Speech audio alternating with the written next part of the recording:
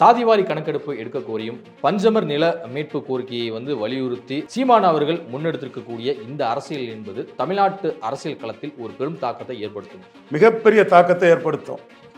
சீமான் மாற்றா வர்றதும் அண்ணன் வைகோ மாற்றா வந்ததுக்கும் கேப்டன் விஜயகாந்த் மாற்றா வந்ததுக்கும் கமலஹாசன் மாற்றா வந்ததுக்கும் மிகப்பெரிய வித்தியாசம் இருக்குது. சீமான் மட்டும்தான் இதில் தனித்தன்மையோட கன்ஷிராம் மாதிரி நிதிஷ்குமார் மாதிரி நிற்கிறாரு.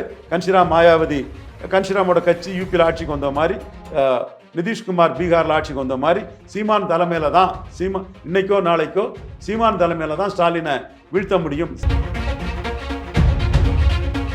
இப்போ செங்கோட்டையன் அவர்கள் ஒரு மோதல் போக்கை கடைபிடித்து ஒரு பிளவை ஏற்படுத்தினால் சுக்குநூறாக ஆகிவிடுமா அதிமுக? நீங்கள் பன்னீர்செல்வம் பிளவில் 33-20 ஆயிட்டு, செங்கோட்டையன் பிளவில் 20 ரெட்டில் எடப்பாடிக்கிட்டே இருந்தாலும் 12 தான் போகும். என்னோட ஆணித்தரமான கருத்து. நடிகர் பின்னாடி போகிற இளைஞர்கள் விசிகாவில் பயணிக்க தேவையில்லை அப்படிங்கிற மாதிரி ஒரு கருத்து அடிச்சிருக்கிறாரு திருமா அவர்கள். விஜய் பின்ன யாரும் போகலீங்களங்க. நீங்கள் ஏன் விஜயை கண்டு இவ்வளவுக்குள்ள பயப்படுறீங்க? அப்படி பயப்படுறதுக்கெல்லாம் விஜய்கிட்ட எதுவும் இல்லைங்க.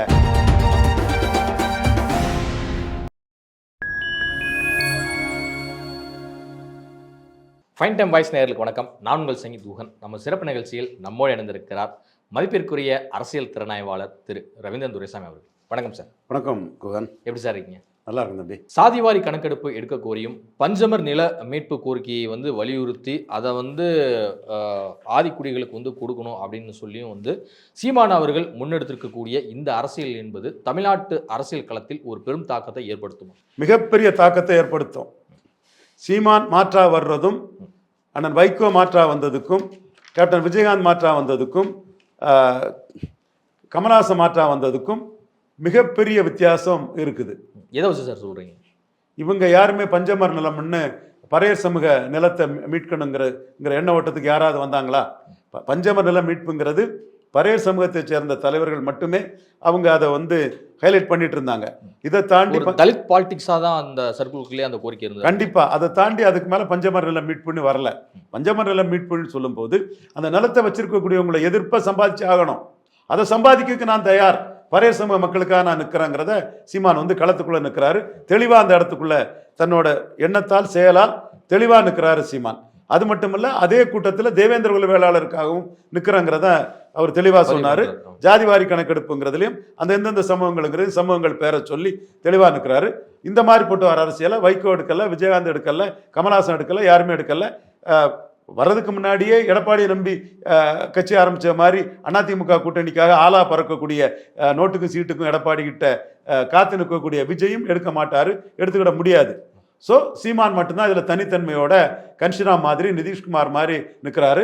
கன்ஷிராம் மாயாவதி, கன்ஷிராமோட கட்சி யூபியில் ஆட்சிக்கு வந்த மாதிரி, நிதிஷ்குமார் பீகாரில் ஆட்சிக்கு வந்த மாதிரி சீமான் தலைமையில தான் இன்னைக்கோ நாளைக்கோ சீமான் தலைமையில தான் ஸ்டாலினை வீழ்த்த முடியும். சீமான் இல்லாமல் ஸ்டாலினை முறியடிக்க முடியாதுங்கிற ஒரு கருத்து மக்கள் மத்தியிலையும் அந்த நலிந்த பிரிவு மக்கள் மத்தியின் ஆதரவு வளையத்திலையும் சீமானு கிடைச்சிட்டு இருக்குது. இது தமிழக அரசியலில் பிரிஞ்சுன்னு இந்த சுமன் ஸ்ரீராமன் சொல்லார். பிரிஞ்சுன்னு, பிரிஞ்சிங்கிறது சாப்பாடு இல்லையா? பிரிஞ்சு சுமன் ஸ்ரீராமன்ஜி சகோதரர் தான், வெர்சடைல் ஜீனியஸ் தான். அவரெல்லாம் சொன்னாதானே நம்ம கருத்தோட நியாயம்ங்கிறதும், அவங்க தோத்து நம்மகிட்ட கருத்தியல்ல தோத்து போனதும் மக்களுக்கு தெரியும். சீமான் இல்லைன்னா ஸ்டாலினை தோக்கடிக்க முடியாங்க நிலைமையிலையும் சீமான் எனக்கு என்னோட எண்ணங்கள் பாசிட்டிவா செயல்படுறதான் முக்கியம்னும், அவர் திமுக வேண்டாம், அண்ணா திமுக ஒரே குட்டையில் ஊறிய மட்டைகள்னும், இந்த இஷ்யூலையும் சரி, ஜாதிவாரி கணக்கெடுப்பு இஷ்யூலையும் சரி, எல்லா இஷ்யூலையும் திமுக அண்ணா திமுக அடித்து தனித்தன்மையோட ஏறி போயிட்டு இருக்கிறாரு. ஈரோடு கிழக்கு அவருக்கு ஒரு பெரிய பூஸ்டை கொடுத்தது. அந்த பூஸ்ட் இன்னைக்கு பஞ்சமர் நில மீட்பில் மேலும் பெரிய அளவுக்கு உயர்ந்து போயிட்டு இருக்குது. கண்டிப்பாக சீமான் 15 to 20% வாக்கு பலமுள்ள ஒரு தலைவராட்டு கன்ஷிராம் நிதிஷ்குமார் பாணியில் தமிழ் மண்ணில் திகழ்வதற்கான சாத்தியக்கூறுகள் எல்லாம் தெளிவாக இருக்குது. இது உண்மை. நான் 8% சொன்னேன், யார் எல்லாம் 4-2 சொன்னாங்க, நான் சொன்னேன் 8 தான் வந்தேன். இப்போ நான் சொல்கிறேன் 15% மேலே சீமான் வாக்கெடுக்கிறதுக்குள்ள சாத்தியக்கூறுகள் இஷ்யூ பேஸ்டாக அவருக்கு வந்துட்டு, எடப்பாடியின் தவறால எப்படி கன்ஷிராம் வெகுஜன மக்களை ஒருங்கிணைத்தாரோ அதே மாதிரியான ஒரு மூமெண்ட்ல போறாரா சீமான்? கண்டிப்பாக அதே மாதிரி உள்ள மூமெண்ட்லாம் போறாரு. பறையர் தேவேந்திர குல வேளாளர், வண்ணார் நாவிதர் குயவர், போயர் ஓட்டர், வீட்டு கவுண்டர், ஊராளி கவுண்டர், தொட்டிய நாயக்கர், மங்களம், பரதவர், ஆண்டி பண்டாரம், சங்கம், இந்த யோகீஸ்வரர், இதுவும் எடப்பாடி ஜெயலலிதாட்ட இருந்து எடப்பாடி கோட்டை விட்ட இதுகளா? எடப்பாடி சிவி சண்முகம் கோட்டை விட்டது தான் இந்த சபல்டன் காஸ்ட். ஜெயலலிதா முடிவுல இருந்து மாறி அருந்ததியர் உள்ளொதுக்கீட்டுக்கு எடப்பாடி போனதுனால தான் அந்த பறையர் தேவேந்திரகுல வேளாளர்கள் இந்த ஆதரவு இதெல்லாம் சீமான் எடுத்துக்கிட்டு ஹெவியா போயிட்டு இருக்கிறாரு. அது மட்டும் இல்ல, நீங்க பிசிலையா முத்தரையர் செங்குந்தர் விஸ்வகர்மா தஞ்சாவூர் கள்ளர் இவங்களுக்கெல்லாம் நியாயத்தை வழங்கலன்னு வேற சீமான் அடுத்தால கேட்க இருக்கிறாருன்னு சொல்லும் போது எடப்பாடி பழனிசாமி வந்து ஜெயலலிதாட்ட இருந்த ஓட்டுல பாதிக்கும் கீழே 3/1 தான் எடப்பாடி கிட்ட தங்கம், மீதி பெருமளவு ஜெயலலிதாட்ட இருந்த வாக்குல வந்து தன்னோட லீடர்ஷிப்பால இந்த நான் பெனிஃபிஷரி காஸ்ட் ஆஃப் 2 லீவ்ஸுக்காக சீமான் நிற்கிறது மூலமா அந்த சமூக மக்கள் வாக்களை தட்டி தூக்கிடுவாருன்னு விவரம் தெரிஞ்ச களம் தெரிஞ்ச பத்திரிகையாளர்கள் அரசியல் விமர்சகர்களுக்கு இது தெரியுது. நீங்கள் குறிப்பிட்டது போல வந்து அதிகாரம் பெற முடியாத சமூகங்களை வந்து குறிவைத்து ஒரு காய் நத்துகிறார் சீமான் அப்படின்னு எடுத்துக்கலாமா? கண்டிப்பா எடுத்துக்கலாம். எல்லாமே தாள கிடப்பாரே தற்காப்பதே தர்மம்னு எங்க ஐயா வைகுண்டர் வார்த்தை அவர் சொல்லிட்டாருன்னா அதுல தானே நிற்கிறாரு. சாதி ஒரு நிரப்பாய் நாடாள வருவேன் எல்லாருமே ஒன்னா பண்ணுவேன்னு ஆசீர்வாதம் வழங்கினவர் தானே ஐயா வைகுண்டர். அந்த ஆசீர்வாதத்தின் அடிப்படையில் எல்லா ஜாதியும் ஒரு நிரப்பாட்டு நான் மேலே வருவேன்னு தானே சீமான் சொல்றாரு. ஐயா வைகுண்டர் சொல்லிட்டாரே தாள கிடப்பாதை தற்காப்பதை தர்மம்ங்கிற அந்த இதுல உணர்வுபூர்வமா ரத்தத்திலே ஊர்ன ஒருத்தனால தான் செய்ய முடியும். எடப்பாடி மாதிரி அபகரிக்கும் எண்ணம் கொண்ட ஒருத்தராலாம் அது முடியவே முடியாது. ஆதிக்க ஜாதி எண்ணமும் அபகரிக்கும் நோக்கம் கொண்ட எடப்பாடியாலாம் அது முடியவே முடியாது. 2026 சட்டமன்ற தேர்தலுக்கு முன்பாக இப்போ நீங்கள் குறிப்பிடுவது போல இப்போ செங்கோட்டையன் அவர்கள் ஒரு மோதல் போக்கை கடைபிடித்து ஒரு பிளவை ஏற்படுத்தினால் சுக்குநூறா ஆகிவிடுமா அதிமுக? பொறுத்திருந்து பார்ப்போம். நீங்க பன்னீர்செல்வம் பிளவுல 33-20 ஆயிட்டு, செங்கோட்டையன் பிளவுல 20 ரெட்டல எடப்பாடி கிட்டே இருந்தாலும் 12 தான் போகும். என்னோட ஆணித்தரமான கருத்து. 12% வந்து செங்கோட்டையன் போகுமா இபிஎஸ் போகும்? அது எப்படி வருது என்ன வருது? எடப்பாடியே குட் சென்ஸ் ப்ரிவேல்ட் அப்பான் எடப்பாடி, நம்மளால என்னமோ முடியாது செங்கோட்டையனை ஏற்றுக்குவோம் நல்ல முடிவு எடுப்போம் அவரே எடுப்பாரா எல்லாம் பொறுத்திருந்தான் பார்க்கணும். தமிழ்நாடு அரசின் சார்பில் செயல்படும் டாஸ்மாக் கடைகளில் வந்து 1000 கோடி ரூபாய் அளவுக்கு வந்து டாஸ்மாக் நிறுவனத்துக்கு ஊழல் நடந்திருப்பதாக இடி வந்து ஒரு சார்ஜ் வந்து வச்சாங்க. அது பிரஸ் ரிலீஸாகவும் வந்து கொடுத்துருந்தாங்க ஊழல் நடந்திருக்குது அப்படின்னு சொல்லிட்டு. இதை வந்து பாஜக ஒரு பெரிய அளவில் போராட்டமாக முன்னெடுக்க இருந்துச்சு இன்றைக்கு. ஆனால் நிறைய பாஜக தலைவர்கள் வந்து அவங்கவுங்க வீட்டிலே வந்து சிறை வைக்கப்பட்டாங்க. வெளியே போராட்டத்தை வந்து அனுமதிக்காமல் காவல்துறையின் சார்பில் ஒரு கெடுபிடி வந்து காட்டப்பட்டிருக்கு.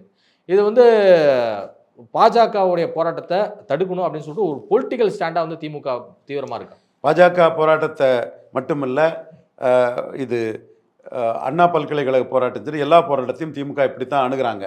காரணம் அவங்களுக்கு வந்து போராட்டங்களை தாங்கக்கூடிய மனப்பக்குவம் அவங்களுக்கு இல்லை, அல்லது போராட்டத்தை அடக்குமுறை மூலமாக முளையிலே கிள்ளி எறிஞ்சிடணும்னு நினைக்கிறாங்க.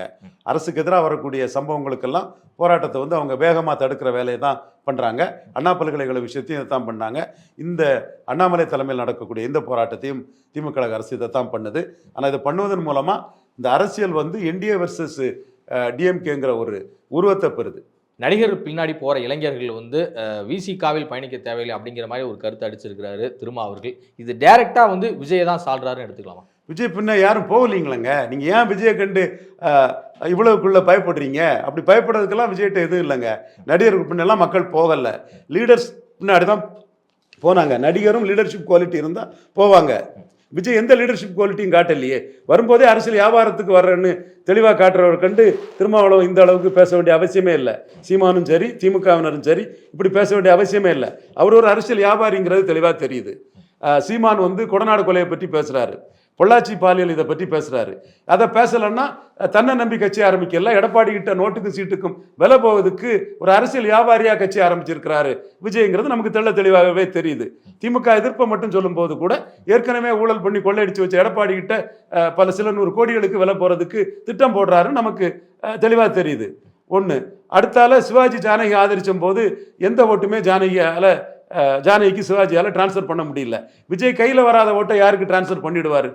விஜய் ஒரு நல்ல நடிகர், சூப்பர் டான்சர், சூப்பர் ஃபைட்டர். இல்லை 80 சீட்டுக்கு மூவ் பண்ணுறாரு ஏடிஎம்கே கிட்ட அப்படிங்கிறலாம் ஒரு தகவல் போயிட்டு இருக்கு. 12 சீட்டுக்கு மேலே அவர் கொடுக்க முடியாதுன்னு வடமண்டலத்தில் உள்ள ஒரு முக்கிய தலைவர் அவர் சமூகத்தை சேர்ந்த ஒரு அரசியல் விமர்சனம் சொன்னதாட்டு எனக்கு தகவல் தெரியுது.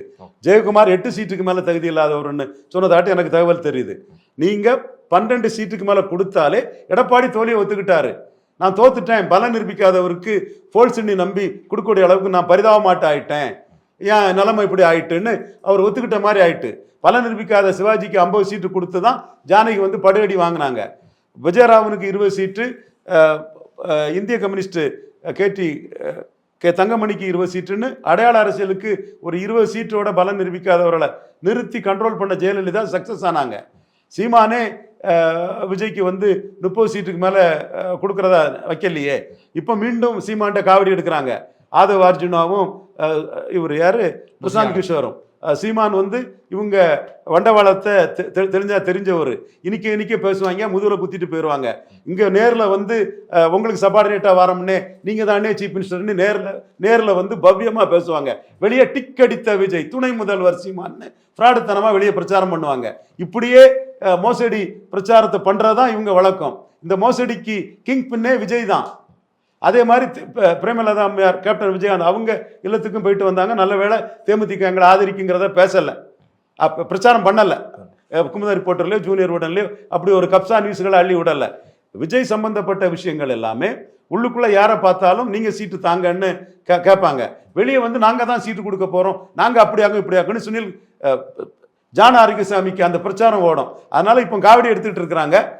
சீமான் வந்து இவங்களுடைய இந்த தன்மையும் புரிஞ்ச ஒரு சீமான், தேமுதிகவும் இவங்களை புரிஞ்சவங்க தான். அதனால தான் நாங்கள் பலம் நிரூபித்தவங்கிறத விஜய பிரபாகரன் சொன்னாப்புல.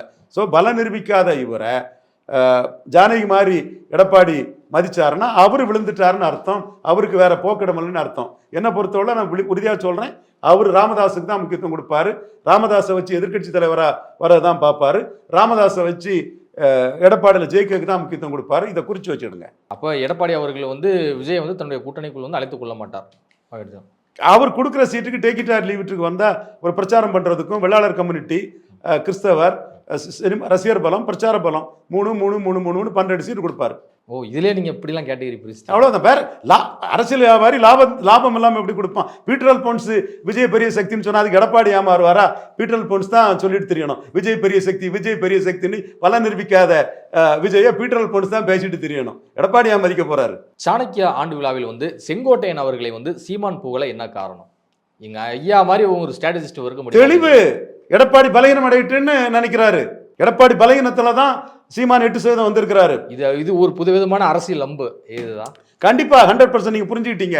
விக்கிரவாண்டி ஈரோடு கிழக்குல எடப்பாடி நிற்காததே பலகீனம் அடைஞ்சாச்சு. சீமான் கிட்ட கூடுதலா ஒரு 4% எடப்பாடி பலகீனம் அடைஞ்சாச்சு. ஈரோடு விக்கிரவாண்டியில் நிற்காதல நான்வன்னியர்கள் மத்தியில் சீமானுக்கு லீடர்ஷிப் ஏறிட்டு எடப்பாடி ஒரு நம்பகத்தன்மையற்ற தலைவர், போல்டான தலைவர் இல்லை, துணிவான தலைவர் இல்லைன்னு நான்வன்னியர்கள் முடிவு பண்ணிட்டாங்க. ஈரோடு கிழக்கில் நிற்காததுல கொங்கு வேளாளர்களே, நான் கொங்கு வேளாளர் மட்டுமில்லை, கொங்கு வேளாளர்களே ஈரோடு கிழக்கிலே நிற்காம அவமானப்படுத்திட்டு போயிட்டாரு எடப்பாடி பழனிசாமி. சீமான் அதுலேயும் ஏறிட்டாரு. ஸோ கமலாசனின் தினகரனையும் சீமான் வெள்ளூர் விக்கிரவாண்டி நாங்குநேரில் பலகீனப்படுத்தி 2021 யாருன மாதிரி எடப்பாடி பழனிசாமியை விக்கிரவாண்டியிலையும் ஈரோடு கிழக்கிலையும் பலகீனப்படுத்தியாச்சு. களத்தில் இருந்து வந்தவன், மக்கள் உணர்வை தெரிஞ்சவன், சமூகங்களின் உணர்வை தெரிஞ்சவன், எப்படி களத்தில் ஓட்டிங் பேட்டர்ன் மாறுது, எப்படி மக்கள் முடிவெடுக்கிறாங்கன்னு தெரிஞ்ச ரவீந்திரன் துரைசாமி அன்னைக்கு கமலஹாசனையும் தினகரனையும் பலகீனப்படுத்துவார்னு சொல்லி ஜெயித்தேன். அதே மாதிரி அதே புள்ளியில எடப்பாடி பழனிசாமி சீமான்ட்ட பலகீனம் அடைஞ்சாச்சு. சீமான ஒரு பெரிய தலைவராக மக்கள் பார்க்குறாங்க. அந்த இதை சீமான் உணர்ந்ததுனால செங்கோட்டையன் எடப்பாடி பலகீனப்படுத்துறது மீண்டும் தானே பலப்படுத்தும். ஸ்டாலின் வர்சஸ் சீமானுங்கிறது நிஜமாகுங்கிற நம்பிக்கையில சீமான் அந்த விழாவில் பேசுறாரு. இதுதான் உண்மை. பாண்டேக்கு கூட இது தெரியுமான்னு டவுட்டா இருக்குது. சுமன் ஸ்ரீராமனுக்கு இது மண்டையில யாரவே யாராது, சவுக்கு சங்கருக்கு யாராது, ஷியாமண்ணனுக்கு யாரும் ஆனா ஒத்துக்க மாட்டாரு. எல்லா நண்பர்கள் தான், சகோதரர்கள் தான். என் மனசுல இருக்கதை அப்படியே உங்களை பற்றி சொன்னேன், நீங்க ரியலைஸ் பண்ணிடுங்க. சாதிவாரி கணக்கெடுப்பு கோரிக்கையா இருக்கட்டும், பஞ்சம நில மீட்பு விவகாரமா இருக்கட்டும், இது எல்லாமே திமுக அரசுக்கு ஒரு பெரும் தலைவரை ஏற்படுத்தியிருக்கா சீமான் முன்னெடுக்கிற இந்த அரசியல்? கண்டிப்பா திமுக அரசுக்கு ஒரு பெரிய தலைவரை ஏற்படுத்தியிருக்கு, அதுல சந்தேகமே இல்லை. ராமதாஸ் சொன்னா அதை வேற விதமா டீல் பண்ணலாம், சீமான் சொல்லும் போது அதை வேற விதமா டீல் பண்ண வேண்டியது இருக்குது. அது அவங்களுக்கு சிரமம் தான். கில்லிங் இன் சைலன்ஸ் தான் ஸ்டாலினுக்கு சீமானுக்கு எதிராக இதுதான் சரியான வியூகமா இருக்கும் நானும் கருதுறேன். என்ன பண்றாரு, அதுக்கு வந்து ரிஜைண்டர் கொடுத்து அது சம்பந்தமா அறிக்கைகள் எதுவும் கொடுக்கறாருன்னு பார்க்கணும். கொடுக்க மாட்டாருன்னு நினைக்கிறேன் நான். இதுவரை உங்கள் பல்வேறு கருத்து நன்றி சார். நன்றி.